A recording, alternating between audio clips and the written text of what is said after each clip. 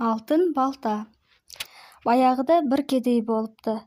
Бір күні ол көршілес байдың балтасын сұрап алып, отынға барыпты.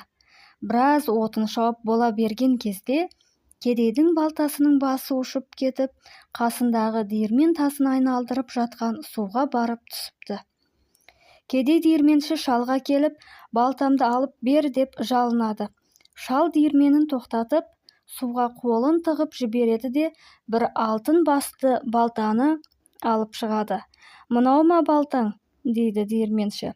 «Жоқ, бұл емес», дейді кедей. Шал суға екінші рет қолын малып жіберіп, күміс басты балтаны алып шығады да, «Мынау ма балтаң?» дейді тағы да кедейге. «Бұл да емес». Диірменші үшінші рет қолын суға малғанда, қара темір балта ілігеді. Сол кезде ғана кедей: